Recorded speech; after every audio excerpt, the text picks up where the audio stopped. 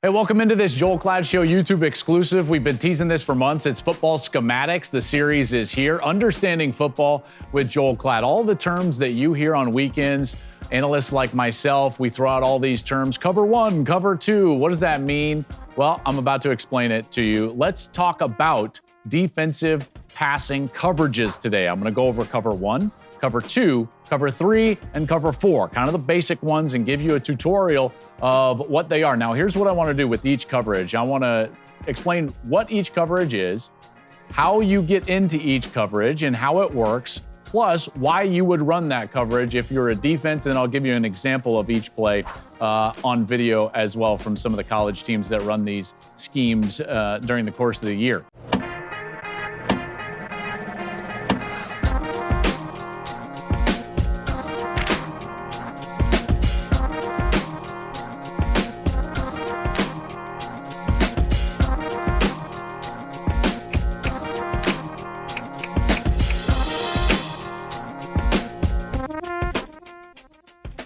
Let's get into it. Let's start with cover one. Okay, so the first thing you have to understand is, what is cover one? Cover one is a man defense. That means it's man-to-man, and it's cover one because there is one safety in the middle of the field. Deep middle of the field, there he is. It's cover one. Now, you can run other variations of man defense like cover zero. It means there's no safety, but this, for simplicity purposes, is the easiest way to understand man defense. Let's start with cover one, and cover one is the safety in the middle of the field. So you've got to identify that first. Then it's about, how do you get aligned? Okay. The first thing that a defense is going to try to see when the offense comes up to the line of scrimmage is, where is the run strength? That means, where is the tight end? Because the tight end is a bigger body, almost like an offensive lineman. So you've got to put your bigger bodies on that side, your linebacker versus your safety. So the run strength for the defense is where the tight end goes. So you've got to identify where that is. The tight end here is on the right side of the offense. That means the run strength for the defense is going to be on their left. That would just mean, in turn, that the passing strength, where the wide receivers are going in this personnel group right here with 3 wide receivers, the passing strength go with the 2 wide receivers out wide versus a tight end and a wide receiver on the right side. On the left side, the offense has passing strength. So the passing strength here lies with the slot. Now, why does that matter? Well, that's because that's going to position your linebacker and your safety, because they have to defend a player. It's man defense. So now you've got to align them on the proper side. In this case right here, the linebacker is going to go with the run strength because he's a bigger body, so he's going to go with the tight end, while the safety, who's more of a coverage player, maybe a smaller body, is going to go with the wide receiver. So now that we've gotten aligned, now it's just, how does this coverage work? And it's pretty self-explanatory. The number 1 receiver to each side is going to get taken by the corner. So each corner is going to be on those wide receivers in man-to-man defense. Then on each side of the coverage, now that we've got the safety and the linebacker aligned, those 2 players are going to take the number 2 player to that side. That means that this safety has the slot in man-to-man, and this linebacker has the tight end. There's only one more player left on the offense that can go out for a passing route, eligibly, which is this running back right here. This running back is going to be covered in tandem by the 2 linebackers based on where he releases. Okay, some call it a banjo technique between these linebackers, but basically this is what you have to know. If this linebacker gets a release out of the back from that side of the offense, then he has them. And if this back goes on this side of the offense, then we're going to put a different shape, and that backer has them. So they're reading the side at which that back is going to release, and they each are going to have man-to-man responsibilities on that back in the backfield. It's pretty easy. It's pretty self-explanatory. A lot of times I would just draw it like this. You got the dotted line from this linebacker and the dotted line for that linebacker. So let's review just a second here. What do we have? Well, the first thing you have is a middle field safety, and then you've got man-to-man techniques based on where the passing and running strength is on the offense. You can see that they're head up, they're on low technique. Low technique meaning they're jammed. They're jammed right in the face of these wide receivers. It makes it tough to throw short routes. So why would you do this if you're a defense? Well, there's a couple of different reasons, but namely the first is that if you look and you count the players in the box, and the box meaning this run box, meaning around the offensive line, what you have is you have more players in this box then the offense can block. So your run strength is very good. You're going to call this, if this team is a run-oriented team, this is a team that wants to run the football, and you've got to get an extra player down there that they can't block. You've got 7, they've got 6 to block. You've got run ratios. One more player than they can block if they want to run the football. So that's why cover 1 would be really good in one respect. You also run this coverage if you feel like your athletes on the outside are better than their wide receivers, because you're going to take away the short throws, and this quarterback is not going to have anywhere to throw, and they're going to be tight window throws, meaning the defense is going to be right on the wide receiver. So everything about it is stressful for the offense. It's tough to run the ball. It's tough to throw the ball as long as you've got better athletes on the outside. That's one of the reasons why you would run this defense. You can also have the ability to blitz in the interior because, again, you have both of these linebackers in the middle of the field, and they each had one player, which means you could blitz one of them and the other one could be in man. That creates more of a rush. There's just so many different things you can do out of cover 1, but that's kind of the primary case of why you would run it. You want to get an extra hat in the box, extra player in the box in order to stop the run. You feel like you've got great athletes on the outside. You can stop their short passing game. Those are all great reasons. Ohio State ran a lot of man coverage. Let's give you a quick example. Against Michigan, them running man coverage. Out wide on the left side, you can see the man technique. And what did I start with? The safety. You've got a single safety up top. He's middle of the field. Now you've got these players on the outside, whether it's passing or running strength, they're going to follow those guys out. They're in tight techniques. They're in man-to-man, head up, meaning right in front of those wide receivers. And they're going to follow them wherever they go on the field. So as Michigan runs this play, they're going to run just kind of a little slant out to the outside, and you can see this materialize. Linebacker follows the running back. They're in man-to-man on the outside. Now Michigan completes it, but again, it's a tight window throw, and it's more difficult on the offense. There's just more pressure on the offense overall. That's cover 1. Now let's move to cover 2. So now we're in cover 2, and so what is it? How do we get into it? How does it work? Why would you do it as a defense? And then an example. Okay, so the first thing is, what is it? Cover 2 is a zone defense. So this is very different than cover 1.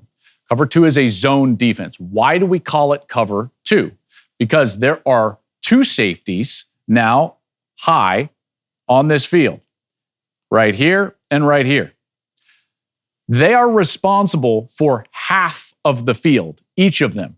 Okay, so again, these 2 safeties are responsible for half of the field. So when you look at it as a quarterback, you'd kind of look at it like this. Those deep halves are responsible by those players, and they are in zone defense. Zone meaning they're responsible for this area, and as soon as a wide receiver or a passing threat gets into that zone, they would try to latch on to that player and cover that area. That's the 2 deep halves. Those 2 safeties, a coaching point would be wider than the widest, deeper than the deepest. Nobody gets behind them. Big, soft zone defense. Now, underneath that, what you're going to have is 5 zones underneath the 2 halves. You're going to have zones kind of cut up like this, where you've got one right over the ball, and then you've got the others out wide, and you can see that you've got 5 players left. So you've got a corner here. He is in what's called the flat. That's a flat. This corner is also in the flat. Now these linebackers are going to drop into their zones right here. You've got what this is called the hook curl. This is called the hook. This is called the hook curl. And again, on the outside, you have the flat. Generally speaking, these defenders just understand that like the middle linebacker has the middle zone. The outside linebacker has this outside zone. The corner has all the way outside into the flat. But those are the zones that you're looking at in cover 2. Each safety has half the field. These 5 underneath players have the 5 zones underneath. Now, the coaching points for how these guys get into their zones and what they're responsible for is a little different, okay? Because man-to-man is easy. Cover 1, you line up. You've got the passing strength. You've got the running strength. Boom. You've got your man, you follow him around the field. This is a little bit different. Now, you also have to identify where your strength is. So remember, from the last one, you've got a tight end right here. So the run strength is going to be to the right. but it's different because now you don't have a safety down. So when you've got two safeties back up high, what you're going to have to do is walk out a linebacker towards this slot player. All right. As you walk that linebacker out, this is what happens to your defense. Your run box loses a player. So now the offensive line plus the tight end, they have enough bodies to block all the bodies in your run front. So this defense, cover two, this passing defense is actually not great against a running team. That's going to be a problem. Now, we'll get to that in just a little bit. As far as we go from an alignment perspective, that's how you get that linebacker out kind of over the slot, about halfway in between the offensive tackle and the slot wide receiver. Okay, so I told you that the safeties are going to be wider than the widest and deeper than the deepest. What do the corners do? They can't just float out to their zones. No, and here's why. These corners can't just float out to their zones because the biggest area on the field that is, I would say, attackable are these intermediate to deep seams. Okay?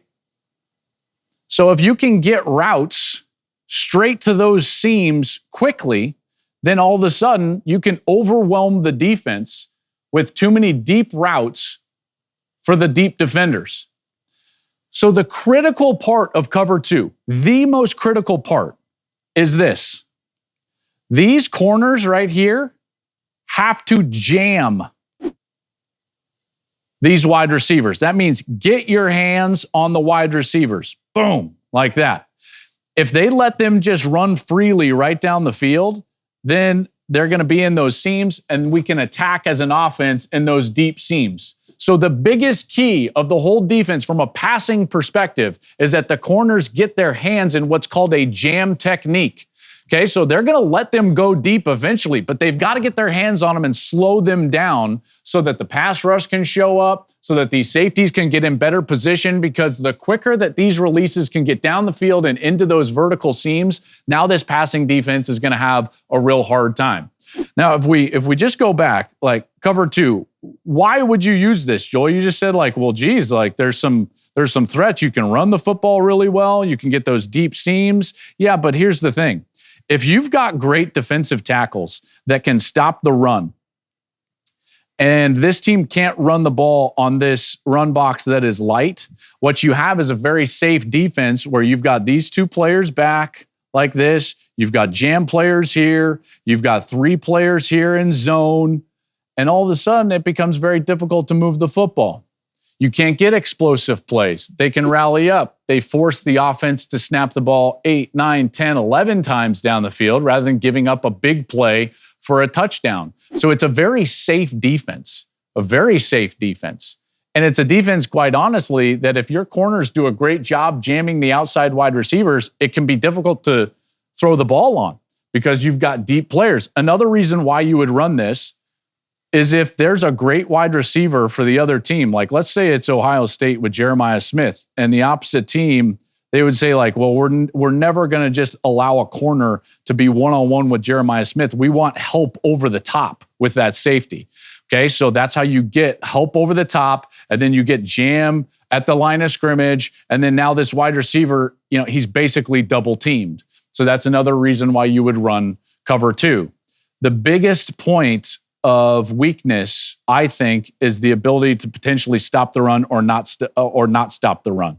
So if I think of a team like Michigan that has two great defensive tackles, if they can stop the run with just those guys, 6 guys up front, now this coverage becomes much more feasible, much more feasible. Let's take a look at an example here from this season of cover two, and this is going to be Penn State running cover two against Ohio State. And Ohio State saw a lot of cover two, by the way. Why? Because they've got great wide receivers, because they wanted to keep opposing teams, they wanted to keep safeties on top of those wide receivers, deeper than the deepest, wider than the widest. So what do we see here? You see those two safeties back in the middle of the field. They're not going to give it away right away, but if you're Will Howard, you can kind of see like, okay, I've got two safeties out there and they're deep, and I've got corners that are up in the face of my wide receivers. Well, that's cover two. I've got jam corners and I've got two high safeties. Now we can run the football potentially if we wanted to, or we can try to throw the football.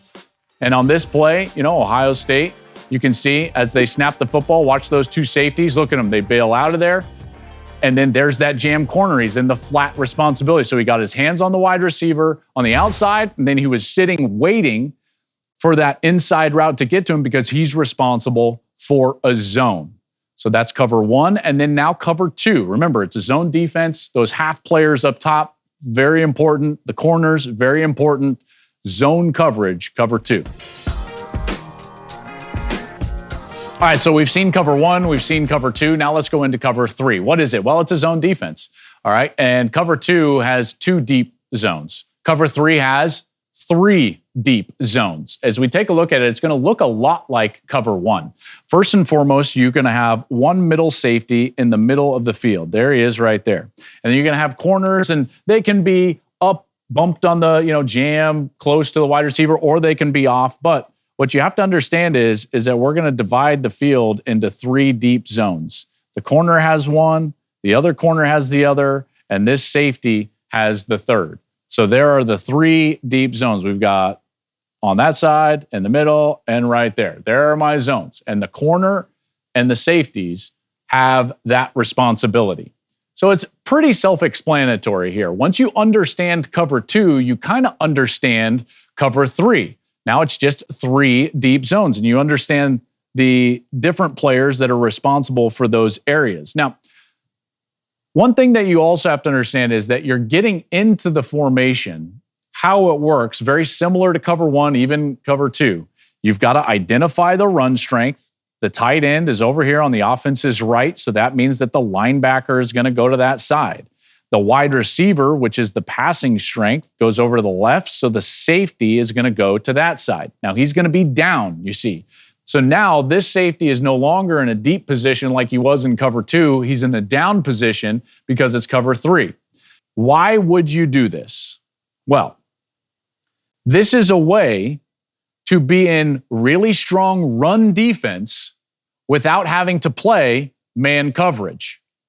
If cover one was great run defense because you've got an extra hat or an extra player in the run box, the same can be said right here for cover three.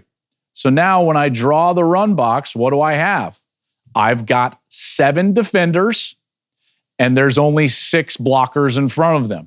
So I am in a very strong position when it comes to defending the run. But I might not have corners that I ultimately trust to play man coverage against the wide receivers. So what do I need to do? I need to put them in zone. So they're going to sit back and play off into a deep third. Now you understand kind of why you would try to do that. And then all of these players in pass defense are also going to be playing a zone. They're going to have to spread out a little bit because you've got now 3 deep zones and you've got 4 underneath zones. The weakness of this coverage is going to be the flats. The flat meaning the outside portion of the field.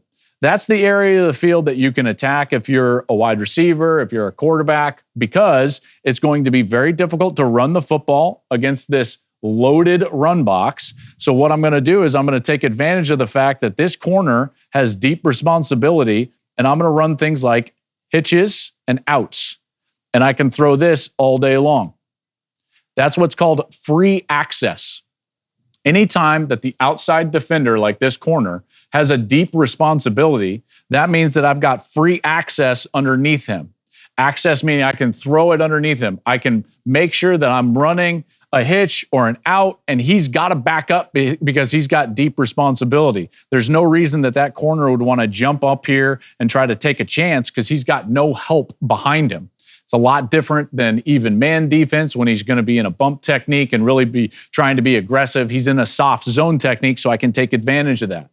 Now, cover three is very valuable for the teams that don't feel like they can stop the run with 2 high safeties. They need this extra player in the run box like this so that we can get the 7th defender in there stopping the run, and they want to try to be safe behind it, where they're not giving up big plays and they're not allowing these corners to be on an island in man defense against a wide receiver that maybe they think is a little bit better.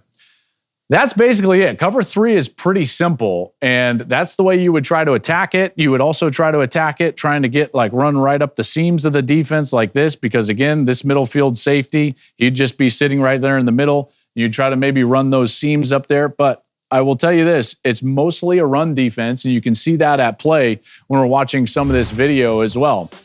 If you're a team like Michigan and you're facing this Texas team, you can look and immediately, what do you see? A middle safety, and yet the two corners, both inside of the numbers, they're well off, so they're not in a man technique, but they're in a zone technique, and you can see the difference. They're not sitting there lined up right in the face of the wide receiver. They've got kind of open shoulders just a little bit, single safety, open shoulder corners. They've got deep responsibility. This is cover 3 all day long. Texas played really well in this game, and for the most part, Michigan played a ton of this cover 3, and what do they throw? A short route on the outside. Again, free access stuff, that's what you would try to be throwing if you're an offense right there. Free access meaning the outside player has deep responsibility. You can throw it underneath him, generally speaking, all day long. So that's cover 3. Looks a lot like cover 1, but with zone principles. Now let's move to what I think is the most unique of these 4 coverages, cover 4, or quarters. Cover 4 is a lot of times called quarters. And quarters coverage is because, in theory, you could have 4 deep zones. So this is a zone coverage. However, it's played with man principles. So it's really both. Like, for instance, as a quarterback, if I see quarters coverage, I immediately think to myself, man. And I'll show you why in just a moment. The first thing you have to understand is that every one of the secondary players could potentially have deep responsibility. So that's how you get into 4, cover 4, quarters, each responsible for a quarter of the field. Now, how they get to that is where we get these man principles. Again, very unique and a coverage that's hard to run, but you're going to see why it's so effective here in just a second. The first thing you have to know is that the corners are basically in man. All right? They are reading this outside player, and I'm just going to draw them in kind of a man technique like this, because these corners, effectively speaking, are playing man against the number 1 wide receiver to their side. The safeties are now doing something very different than they were in cover 1, 2, or 3. Very different. They're in what's called a pattern read. Let me explain what I'm talking about. A pattern read means that these safeties are going to be pattern reading the number 2 release. So, who are the number 2 releases? Well, the tight end is the number 2 release or potential release on this right side of the offense. And this slot player, he's the number 2 release over there on the left side of the offense, which means that this safety, he's got eyes on that tight end or the number 2. This safety has eyes on that slot player. He's the number 2. So what does a pattern read actually mean? That means that if this wide receiver ends up running a horizontal route, either inside or outside, or goes to block that backer, this safety inserts himself into the run front. He sits. He doesn't go deep into his quarters. He sits. I'm going to erase this route real quickly, and I'm going to get into the next possible outcome. This wide receiver runs a vertical route. Now, this safety is going to grab on to number 2 and defend him as basically a man player. He would sit with him on what's called like a basic or a hook route, or if he runs right down the middle of the field, now the safety will carry with him deep, and he will be defending essentially that quarter of the field. So again, it's a very different technique. It's a very special technique. It's called a pattern read. So we've got pattern reads on number 2 from these 2 safeties. we have got man-to-man on the outside. Like cover two, the weakness of the structure, it seems, is the run box. The offensive line and tight end have enough players to block all of our players defending the run because we've got a linebacker who's got to walk out over this slot player. It looks like my safeties are deep. However, this is one of the strongest run defenses you can possibly call.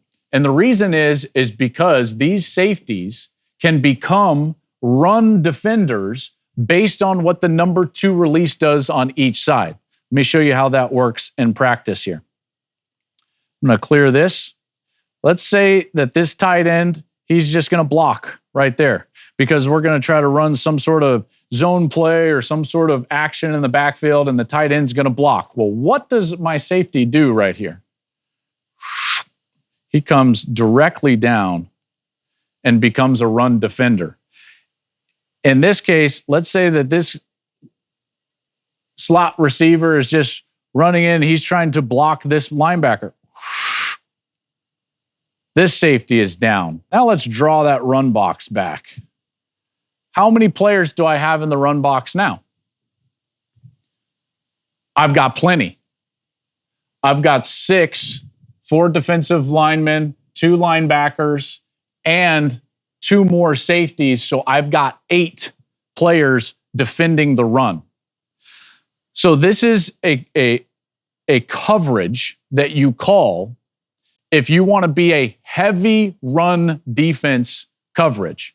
Now, there's obvious weaknesses. One is you're in man-to-man coverage on the outside. Generally speaking, because those corners also have deep responsibility, you can have what's called free access, which I just went over in cover 3, as well as this next point. And this is the real key to the weakness of this defense when you're talking about its passing structure, is that if I come up here and run like a little hook route right there and a little hook route right there, I'm going to grab these safeties and they're going to stay down. And what ends up happening is you get a lot of teams that they would come and just run posts like that from one side or the other, probably not 2 posts, obviously, but from one side or the other, you would run a hook to that side and then you would run a post over top of the safety, and what's called you get the safety down and you throw the post over the top. So that's maybe what's not great about this coverage. But if you have corners that you believe in that can play man coverage, then this is a great coverage because it creates the illusion that the offense can run the football, and yet they really can't because the safeties play so heavily down. They don't get depth. In fact, at the snap of the football, you'll see a lot of times the safeties will just sit there and they won't move. Let's take a look at the video, and I'll show you a cover 4 example, quarters example from this year. So here's an example of Ohio State running quarters against Indiana. Now, again, the corners can play up or back. It doesn't matter. So you see here on the left side, you've got a corner down and kind of a man technique, but you're going to watch these safeties and they're not going to get depth. Normally, if you see 2 safeties out there, what you would want to, 1, run the football, or 2, you would expect them to be in cover 2, but they don't go to cover 2. They don't have a deep half. They have a deep quarter, and they're doing that based on the number 2 release to their side. So watch Ohio State play this out. So watch Caleb Downs here to the right side of the offense, and he's just going to sit right there. And look at him just squat right there, and he grabs that release right over the top, and those safeties don't go anywhere. That's a great example of quarters coverage. And again, it's a very unique coverage because, yes, it's zone, because the linebackers are technically in zone defense, and yet technically the safeties are in zone defense, but the corners are really in man. So it's also man. And the safeties can turn into man if the number 2 release runs vertically. So it's a very unique coverage. And again, you would run it to be much more sustainable in your run defense. And the weakness then is that your safeties can be down and you can throw it up over the top to like a post route. But that's one of the coverages that I think is pretty prevalent right now in college football, in particular when you've got guys at the safety position that are so good in run defense. So there you go. Cover 1, 2, 3, and 4. You hear those terms all the time on Saturdays and Sundays, and now you know exactly what they mean.